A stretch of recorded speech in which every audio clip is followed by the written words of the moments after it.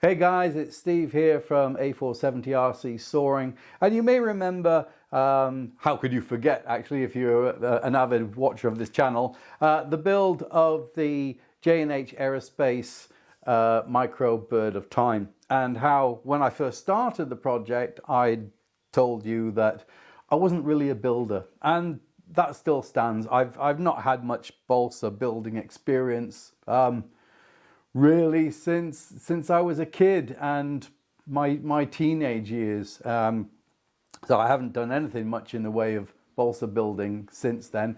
The microbird of time was the first. But you know what?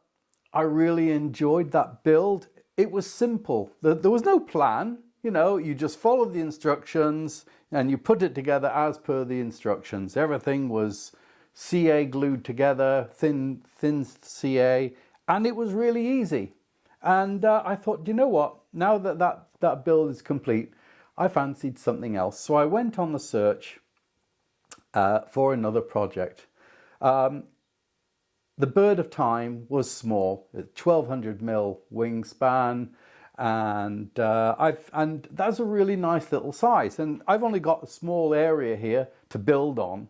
You know, so I can't go building things with huge fuselages, or it's difficult anyway to build something with a huge fuselage because I just don't have the space, you know. So I fancied something small, but I also wanted something that was a little bit different, something a little out of the ordinary. And I think this might be it.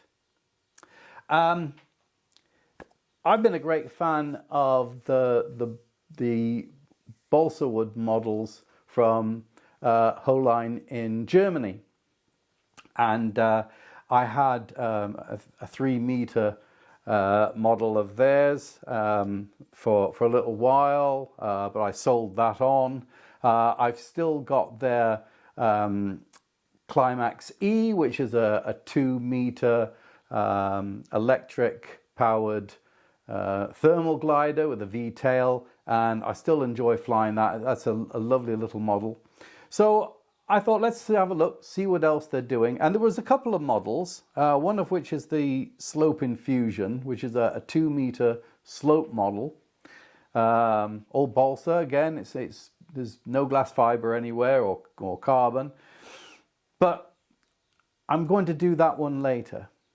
But this one really sort of struck me as being something completely different. So, it's called the Deep-Erpel. Now, I'll hold up the box. If I get my head out of the picture, and then it'll focus on here. Okay, so as you can see, okay, it's 1000mm wingspan, so it's nice and small, and it's a canard. So there's the canard. The main wings are back here. It's got fins on or vertical stabilizers on the end of each wing, and it's got a little pusher propeller on there. And I thought, well, that's got to be different. And with the propeller, it means I can fly that in light conditions on the slope, or I can take it down to my local field and I can fly it there. So it's got multiple uses, and it's just different. And what also makes this even more different is it's what we would call a pitcheron. So there are no control surfaces as such. Both wings move. So you would set up the radio as you would for a flying wing. Okay, so for instance, so that you've got 2 servos which operate both elevator and aileron functions. And so both wings will go up and down like that for elevator, and they'll go in opposite directions for aileron. And the wings are held by magnets and detachable. And I'm really looking forward to this build. It's just something completely different. So I've set everything out, ready to start building. I've already tried cutting out the fuselage formers. And I have to say, although it's laser cut, And if I can hold that a bit closer, although it's laser cut, that piece there was a sod to get out. It was really difficult. It's ply, these are ply formers here, and I've got to cut each of these out, and it's probably taken me 15 to 20 minutes just to cut that out.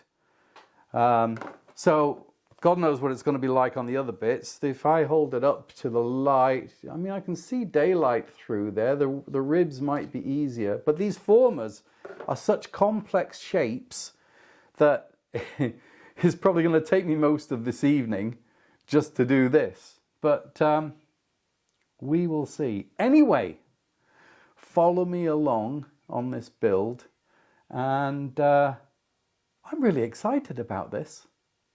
So I will see you in the next episode. Oh, and I'll tell you what, another reason why I'm doing this is because the weather has been shocking. I can't get out to fly. It's hammering down with rain, the really heavy rain showers, and it looks like this next weekend is going to be a no-fly weekend as well. So I'm going to be cracking on with this probably. So anyway, look, if you've enjoyed this video, then you're going to have to hang around, come back and watch the next ones for part 2, where we're going to get stuck into the build on this properly. Hope to see you on the next one. Until then, happy flying.